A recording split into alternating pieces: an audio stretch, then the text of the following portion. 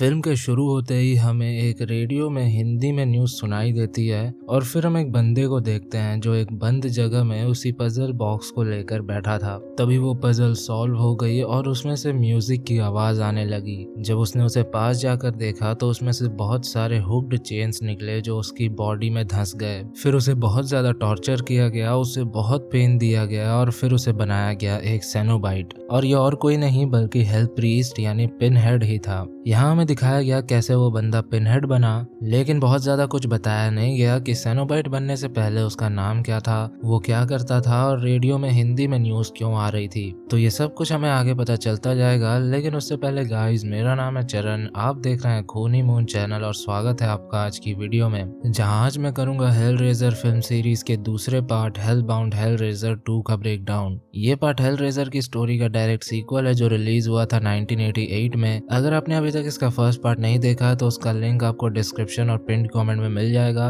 उसे जरूर से देख लेना, या तो अभी या इसके बाद। सेकंड पार्ट के डायरेक्टर हैं टोनी रैंडल। इसमें हम सेनोबाइट्स के रहने की जगह यानी उनके रेल्म लैब्रिंथ को भी देखेंगे और उनके गॉड लेवाइथन को भी। अगर आपको ये वीडियो पसंद आती है तो चैनल को सब्सक्राइब जरूर कर लेना ऐसे ही जबरदस्त हॉरर ब्रेकडाउन वीडियोस देखते रहने के लिए। हर इसी के साथ चलिए चलते हैं इसकी स्टोरी की ओर।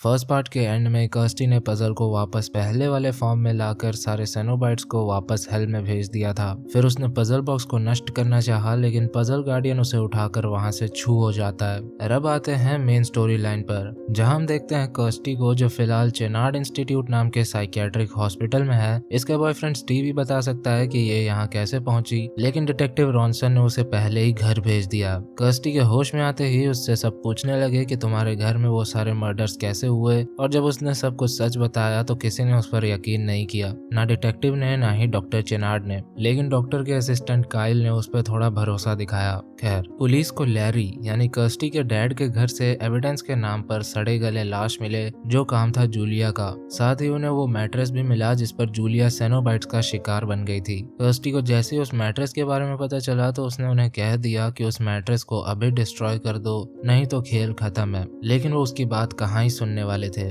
खैर, कर्स्टी रात में सोने की कोशिश करती है लेकिन उसे नींद नहीं आती, इसलिए वो आसपास एक्सप्लोर करने लगती है और उसके बगल वाले रूम में ही उसे एक लड़की दिखती है जो कोई पजल सॉल्व कर रही थी। काइल वहां आता है और कर्स्टी को बताता है कि यह लड़की पिछले 6 महीने से यहीं पर है, लेकिन पूरी अकेली है, कोई फैमिली नहीं, कोई विजिटर नहीं। और अजीब बात तो ये है कि वो कभी कुछ बोलती ही नहीं, सिर्फ दिन भर पजल सॉल्व करती रहती है। उसका असली नाम तक उन्हें नहीं पता, बस एक नर्स ने उसका नाम टिफनी रखा है तो वो उसे उसी नाम से बुलाते हैं। इसके बाद वो दोबारा अपने कमरे में आकर सोने की कोशिश करती है, लेकिन तभी वहाँ के हीटर से धुआं निकलने लगता है और वहाँ आता है उसका फादर लैरी, जो वहाँ खून से लिखकर बताता है कि वो हेल में तड़प रहा है, उसे मदद चाहिए। ये देखकर कर्स्टी की हालत खराब हो गई थी और लैरी के जाने के बाद वो हिम्मत जुटाकर ब्लड को टच करती है, जो कि रियल था। हाँ, लेकिन इसकी ये बात भी कोई नहीं मानेगा। अगले दिन डॉक्टर हॉस्पिटल आता है तो सीधा पहुंचता है बेसमेंट से नीचे वाले फ्लोर पर, जहाँ बद से बदतर हालातों वाले पेशेंट्स कैद थे। कुछ देर बाद काइल डॉक्टर के ऑफिस के बाहर से सुन लेता है कि डॉक्टर जूलिया वाले मैट्रेस को सीधा अपने घर पर मंगवा रहा है, जबकि वो क्राइम सीन का एविडेंस है। इसके बाद डॉक्टर जाता है कर्स्टी के पास, जहां कर्स्टी उसे सब कुछ शुरू से डिटेल में बताती है कि कैसे उसके अंकल फ्रैंक ने उसके फैमिली को डिस्ट्रॉय कर दिया, फिर उसके फादर को मारकर उसका स्किन ले लिया, जूलिया को धोखा देकर सेनोबाइट्स के हवाले कर दिया और खुद तो चला गया, लेकिन उसकी जिंदगी के एल लगा गया। डॉक्टर ये सब सुनकर उतना ही हैरान था जितना हैरान मैं होता हूँ वीडियो डालने के 2 दिन बाद वीडियो के व्यूज देखकर। व्यूज आए ही नहीं होते। खैर, डॉक्टर के घर वो गद्दा पहुंचा दिया गया था और आधी रात में पता नहीं क्यों डॉक्टर अपने घर से कहीं चला जाता है। इसका फायदा उठाकर काइल उसके घर में एंटर करता है, जहाँ उसे बहुत सी वियर्ड चीजें दिखती हैं और वो पजल बॉक्स भी दिखते हैं जो वहाँ पर 3-3 थे। एक बुक में उसे पिनहेड के ह्यूमन फॉर्म की फोटो मिलती है और पजल की कुछ स्केचेस भी, जिन्हें देखकर वो समझ गया था कि डॉक्टर तो इन पर सालों से रिसर्च कर रहा है। खैर, तभी वहाँ डॉक्टर अपने एक पेशेंट ब्राउनिंग को लेकर आता है, जिसे बेसमेंट के नीचे वाले फ्लोर में रखा जाता है, और इसी को लेने डॉक्टर घर से निकला था। उनकी आवाज सुनकर काइल वहीं पर छुप जाता है। ब्राउनिंग के शरीर पर बहुत सारे कीड़े चल रहे हैं ऐसा उसे लगता है, इसलिए वो सिर्फ एक ही लाइन कहता रहता है कि इनको हटाओ मेरे ऊपर से। डॉक्टर उसे गद्दे पर बैठाकर एक रेजर पकड़ा देता है, जिससे वो अपने शरीर पर से कीड़े हटाने लगता है और इसी से हो जाता है भारी कांड। खून मिलते ही जूलिया वापस आ जाती है, जो ब्राउनिंग को जकड़ पकड़कर उसका सारा ब्लड ड्रेन कर लेती है। और ये सब काइल ने भी देख लिया और मौका देखकर सही समय पर वहां से निकल गया। ब्राउनिंग को मारने के बाद वो डॉक्टर से हेल्प मांगती है, यही कि उसे और खून चाहिए उसके बॉडी को कंप्लीट करने के लिए। खैर डॉक्टर उसकी अच्छी तरह पट्टी कर देता है, जिससे वो अब थोड़ा ज्यादा इंसान दिखने लगी थी। और फिर वो दोनों का रोमांस चालू। काइल कर्स्टी से जाकर कहता है कि तुमने जो भी कहा था सब कुछ सच था, मैंने सब कुछ अपनी आंखों से देखा। वो उसे ये भी बताता है कि उसने वहाँ लेमेंट कॉन्फ़िगरेशन पजल भी देखा। और ये सुनकर वो दोनों वहाँ जाकर पजल हासिल करने का प्लान बनाते हैं, क्योंकि कर्स्टी को अपने फादर को हेल से वापस लाना था। यहाँ डॉक्टर के घर पर उसने लगभग अपने 7 से 8 पेशेंट्स की बलि चढ़ा दी जूलिया का कमबैक कराने में, जिसमें वो सफल रहा। इसके बाद डॉक्टर जब घर से निकला तो काइल और कर्स्टी उसके घर में घुस गए, जहाँ काइल घर को चेक करने जाता है। उसे वहाँ जूलिया मिलती है और काइल उसे पहचान नहीं पाता और उसके जाल में फंस जाता है। जूलिया उसे सिड्यूस करके उसका ब्लड ड्रेन कर लेती है, जिससे उसकी बैक की स्किन पूरी हो गई थी। काइल का गेम ओवर।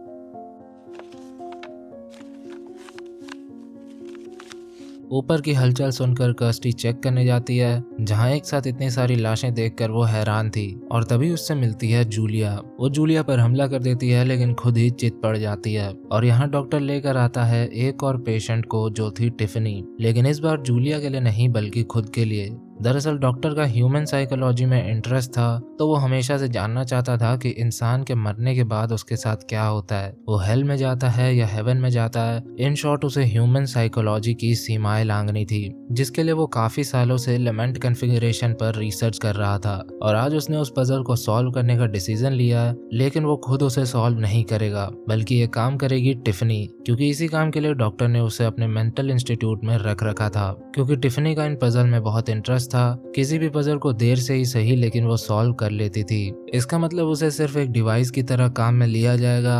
अगर पजल सॉल्व करते हुए कुछ गड़बड़ी भी हुई तो उसी की जान को खतरा होगा। और हमें अच्छी तरह पता है कि इस पजल को सॉल्व करने से गड़बड़ी कितनी छोटी होती है। खैर पजल एक्सपर्ट टिफनी उस पजल को सॉल्व कर देती है, जिससे सेनोबाइट्स वहां एंट्री लेते हैं। और सबसे लास्ट में आता है पिनहेड।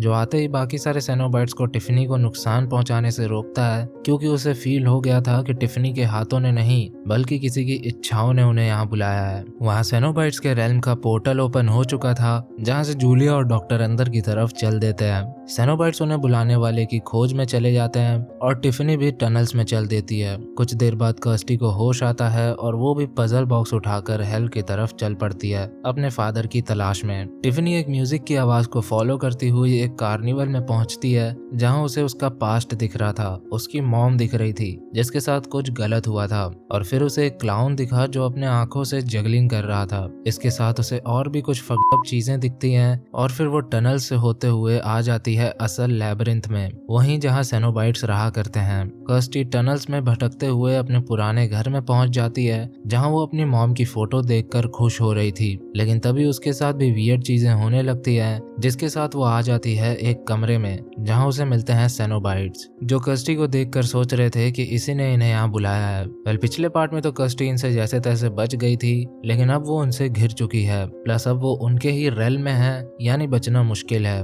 उसने बोला कि मैंने वो बॉक्स सॉल्व नहीं किया, जिसने किया उसे पकड़ो, और मैं यहाँ अपने डैड को ढूंढने आई हूँ। तभी पिनहेड ने बॉक्स को हवा में उड़ाकर उसे डायमंड शेप में बदल दिया, और उसे देखकर लग रहा था कि इसे दोबारा पहले वाले फॉर्म में लाना आसान नहीं होगा। कर्स्टी ने वहां से भागने की कोशिश करी तो पिनहेड ने उसे एक वार्निंग दिया कि बेटा अपने डैड को खोजने का सपना मत देख, उसे तू नहीं खोज पाएगी। फिर भी अगर तेरे को लगता है कि तू ये कर सकती है तो जा कर ले कोशिश, लेकिन याद रखना कि अब तू हमसे बच नहीं सकती। फिर से दुनिया भर के टनल्स में कुत्तों की तरह भागने के बाद उसे मिलती है टिफनी। यहाँ जूलिया और डॉक्टर दोनों लैबिरिंथ में पहुंच चुके थे, और लैबिरिंथ के बीचों बीच था वहाँ का लॉर्ड लेवाइथन। जी हाँ, इस यूनिवर्स में लेवाइथन को ऐसा ही दिखाया गया है जैसा वो पजल बॉक्स हो गया था, ठीक उसी का जायंट वर्जन। जूलिया लेवाइथन को the God of flash, hunger and desire कहकर इंट्रोड्यूस करती है। लेवाइथन वहाँ लैबिरिंथ के बीचों बीच गोल घूमता रहता है और उसके साइड्स में से ब्लैक बीम निकलती है जो अगर किसी पर पड़े तो उसे उसके लाइफ के मोमेंट्स याद आते हैं। जैसे जब डॉक्टर पर बीम गिरी तो उसे एक बच्चा, एक लेडी, टिफनी और ब्राउनिंग दिखाई दिए।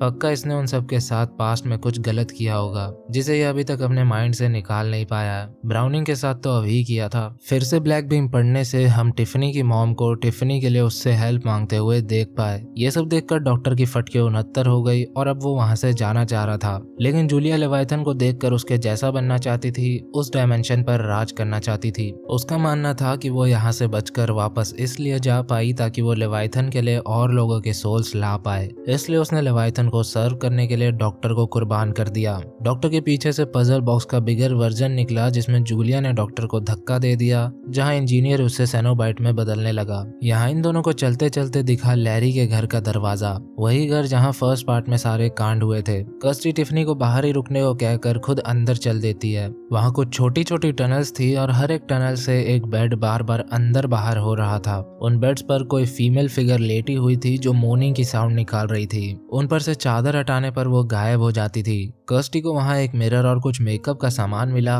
और साथ में मिली अंकल फ्रैंक की फोटो और सामने शीशे पे वही मैसेज लिखा था जो इसे इसके डैड ने दिया था। तभी फिर से टनल्स में से बेड्स निकले, बस इस बार खून में सने हुए। इसके बाद वहीं अंधेरे से निकला उसका अंकल फ्रैंक। दरअसल उससे जो मिलने आया था वो उसका फादर नहीं, अंकल फ्रैंक था। उसके फादर तो फर्स्ट पार्ट में ही मर चुके थे। ये फ्रैंक को अपना डैड समझ बैठी। हाँ, लेकिन ऐसे पहचान करना भी तो मुश्किल था। खैर, यहाँ हमें पता चलता है कि फ्रैंक अपने हेल में है। सेनोबाइट्स ने उसे यहाँ कैद कर रखा है। इन टनल्स में से लड़कियां निकलती हैं जिनके साथ वो चाह कर भी अपनी फैक्स मशीन नहीं चला सकता। यही इसकी सजा है। इसलिए उसने कर्स्टी को यहाँ तक बुलाया और अब कर्स्टी के लिए बेड तैयार है। उसे लगा कर्स्टी उसकी हवस की आग बुझाएगी, लेकिन कर्स्टी ने ऐसा आग लगाया कि फिर वो बहुत कुछ जला गया। फ्रैंक की फोटो जलते ही वो खुद भी जलने लगा और आग बुझने तक उसकी पूरी चमड़ी जल चुकी थी। मामला शांत होने के बाद वहां आए जूलिया और टिफनी। जूलिया को देखते ही फ्रैंक ने उसे चुम्मी देने के लिए अपने पास बुलाया और जूलिया ने उसके पास जाते ही उसके बैग से हाथ घुसाकर उसका दिल बाहर निकाल लिया। फ्रैंक का खेल फाइनली खत्म। मौका पाकर दोनों वहां से भागते हैं और बीच रास्ते में कर्स्टी के गिरने से पजल भी वहीं गिर जाता है, जिस पर कर्स्टी ध्यान नहीं देती और दोनों आगे बढ़ जाते हैं। भागते भागते अचानक से वहां एक और टनल ओपन हो जाता है जहां से बहुत तेज हवा सब कुछ अपने अंदर खींच रही थी। जूलिया को वो पजल मिल जाती है जिसे लेकर वो उन दोनों के पास पहुंचती है और कर्स्टी उसे टनल में धक्का दे देती है, लेकिन जूलिया खुद को बचा लेती है और ऊपर से टिफनी भी उसे बचाने के लिए हाथ बढ़ाती है, जिसे जैसे ही जूलिया पकड़ती है वैसे ही उसकी बॉडी से स्किन अलग होने लगती है और देखते देखते जूलिया बिना स्किन के जाती है, पता नहीं कहाँ जाती है क्योंकि इसके बाद उसके दर्शन नहीं होते। अब नरक में इसे फ्रैंक के साथ जहाँ भागना होगा भागेगी और इस फ्रेंचाइज में लोगों की चमड़ी उधड़ना तो आम बात है। खैर, क्योंकि जूलिया ने पजल पकड़ रखा था तो उसके हाथ में ही रह गया और ये दोनों उसे देखकर भी उसे लिए बिना वहां से भाग गए, पता नहीं क्यों। इनको पजल सॉल्व करके ही सब कुछ रोकना है, फिर भी ये उसे यहाँ वहाँ छोड़े ही जा रहे हैं। डॉक्टर अब पूरी तरह सेनोबाइट में कन्वर्ट हो चुका था। इसके बाद वहाँ एक बड़ा सा टेंटिकल अपीयर हुआ जिसके एंड में एक मशीन लगा हुआ था और ऐसा सेम मशीन हमने डॉक्टर को यूज करते हुए मूवी में पहले देखा था। वो टेंटिकल डॉक्टर के सर से अटैच हो जाता है। कर्स्टी और टिफनी दोनों भागकर वापस आ गए उसी हॉस्पिटल के किसी रूम में और बाहर आते ही वो पोर्टल बंद हो गया। कर्स्टी अपने फादर को ना बचा पाने के गम में रो रही थी, लेकिन टिफनी ने उसे संभाला और दोनों वहां से निकलने में लग गए। पर तभी हॉस्पिटल के ऊपर काले बादल छा गए और उन्होंने देखा कि सारे पेशेंट्स के हाथ में लेमेंट कॉन्फ़िगरेशन बॉक्स है। तभी वहां प्रकट हुआ डॉक्टर, जिसे देखकर टिफनी ने पहली बार कुछ बोला। डॉक्टर ने अपने हाथ से कुछ टेंटिकल्स निकालकर एक पेशेंट के उर्जे पुर्जे काट डाले। फिर से दोनों भागे और एक रूम में छुप गए, लेकिन वहां उन्हें मिल गए सेनोबाइट्स। उनसे बचने के लिए कर्स्टी पिनहेड को उसके ह्यूमन फॉर्म की फोटो देती है, जिसे पहले तो वो पहचान नहीं पाता, लेकिन कर्स्टी के कहने पर उसने दिमाग पर थोड़ा जोर डाला तो उसे सब कुछ याद आ गया। उसे और बाकी सारे सेनोबाइट्स को याद आ गया कि वो हमेशा से ऐसे नहीं थे, वो भी कभी इंसान हुआ करते थे। इतने में चिनार्ड सेनोबाइट वहां आकर टिफनी की सर्जरी करना चाह रहा था और दोनों को डरा हुआ देखकर सेनोबाइट्स उनकी मदद करने का सोचते हैं, मतलब फुल हृदय परिवर्तन। डॉक्टर के अंदर पिनहेड अपने चेन्स घुसा देता है, लेकिन वो आराम से उन्हें बाहर निकाल लेता है। इसके बाद उसने अपने टेंटिकल से एक एक करके तीनों सेनोबाइट्स को मार डाला, जो मरते ही अपने ह्यूमन फॉर्म में आ गए थे। चैटरर तो बेचारा एक बच्चा निकला। इसके बाद पिनहेड खुद ही अपने ह्यूमन फॉर्म में आ गया और उसने उन दोनों को वहां से भागने का इशारा किया। उनके जाते ही वो डॉक्टर से लड़ने के लिए रेडी हो गया, लेकिन डॉक्टर ने एक ही झटके में उसे मार गिराया। पिनहेड भी मारा गया। दोनों डॉक्टर के मचाए मेहम से होते हुए वापस उसी रूम में पहुंचे जहां फिर से पोर्टल ओपन हुआ और दोनों चल दिए अंदर, क्योंकि उन्हें चाहिए था वो पजल बॉक्स ताकि ये सब रुक सके। दोनों जूलिया की स्किन से बॉक्स उठाकर चल दिए लैबिरिंथ की तरफ। यहाँ जैसे ही टिफनी पर लेवाइथन का ब्लैक बीम पड़ा, वैसे ही उसे कुछ फ्लैशबैक आए जिसमें उसे उसकी मॉम दिखी जो डॉक्टर से उसके लिए हेल्प मांग रही थी, लेकिन डॉक्टर ने उसे साइड कर दिया, यानी उसे मार दिया। टिफनी उसकी डेड बॉडी देखकर ट्रॉमेटाइज हो गई, प्लस शायद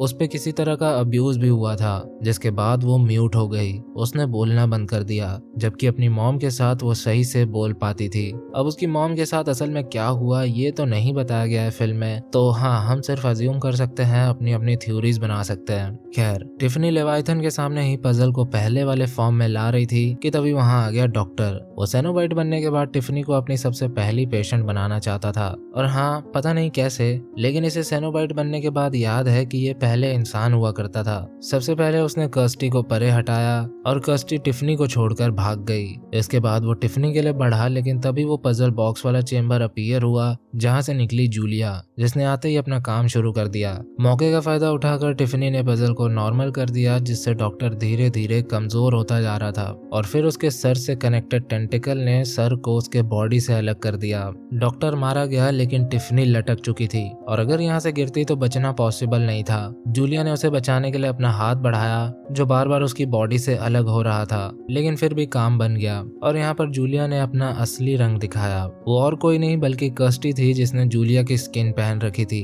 मैंने बोला था ना, अब ये वापस नहीं आ रही। इसके बाद लेवाइथन का भी शेप चेंज होने लगा, जिससे वहाँ के पोर्टल्स बंद हो रहे थे, इसलिए दोनों जल्दी वहाँ से भागे और सही समय पर वापस अपनी दुनिया में आ गए। इसके कुछ समय बाद वो दोनों उस मेंटल इंस्टीट्यूट को बाय बाय कहकर चल दिए। यहाँ चेनार्ड के घर से सामान शिफ्ट करते हुए एक बंदे को वो मैट्रेस दिखा, और क्या किसी को इसका थोपड़ा याद है? ये वही बंदा है जो फर्स्ट पार्ट में मूवर्स में से एक था, जो जूलिया और कर्स्टी पर लाइन मार रहा था। उसने उस मैट्रेस को पास से देखा तो उसमें से दो हाथों ने उसे अपने अंदर खींच लिया। जब वहाँ उसका पार्टनर आया तो उसने देखा कि ये तो आधा गायब है। तभी मैट्रेस में से निकला पिलर ऑफ सोल्स, जिसमें पिनहेड का सर था, जूलिया का स्किनलेस सर था, कोई सेनोबाइट भी था, वो बच्चा भी था जिसे टिफनी ने टनल्स में देखा था, और साथ में था पजल गार्डियन का सर, जो पूछता है what is your pleasure sir, मतलब आप क्या लेना चाहोगे। और इसी सेम सवाल के साथ पहला पार्ट शुरू भी हुआ था और खत्म भी हुआ था, और ये पार्ट भी इसी सवाल के साथ खत्म होता है।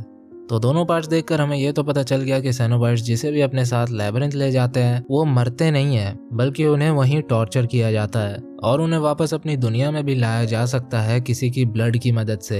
अब ये पार्ट एक बहुत अच्छी सीक्वल थी, लेकिन टेरिफायर 2 की तरह ये भी बहुत सारे सवाल छोड़ती है, जैसे कि सबसे पहले तो स्टीव कहाँ गया। फर्स्ट पार्ट में सिर्फ वो और कर्स्टी सरवाइव कर पाए थे और इसमें उसे दिखाया ही नहीं है एक बार भी। अगला सवाल ये कि टिफनी कौन थी और उसकी मॉम के साथ यहाँ पर क्या हुआ। इससे रिलेटेड आपको बहुत सी थ्योरीज रेडिट वगैरह पर मिल जाएंगी। उसमें से एक तो मैंने बताया भी कि मॉम को मारने के बाद डॉक्टर ने शायद उसे अपने फायदे के लिए रख रखा था और किसी तरह के असॉल्ट के कारण उसने बोलना बंद कर दिया था। असल में क्या माजरा था ये जानने के लिए राइटर से बात करनी पड़ेगी। खैर, अगला सवाल ये आता है कि जब सेनोबाइट्स को अपने पुराने अस्तित्व के बारे में नहीं पता होता तो चेनार्ड सेनोबाइट को कैसे याद था। उसे कैसे सेनोबाइट बनने के बाद भी पता था कि वो एक इंसान हुआ करता था। अगर हम ये भी माने कि बाकी सब गलती से उस बॉक्स को सॉल्व करके सेनोबाइट बने थे और डॉक्टर खुद लैबिरिंथ जाकर सेनोबाइट बना था, तब भी ये कोई सेंस नहीं बनाएगा, क्योंकि हमने देखा कि पिनहेड को पिनहेड बनने के लिए अत्यंत पीड़ा झेलनी पड़ी और सबको झेलनी पड़ती है, और उसी पेन से वो अपना पुराना वजूद भूल जाते हैं। पर पीड़ा तो डॉक्टर को भी झेलनी पड़ी थी ना,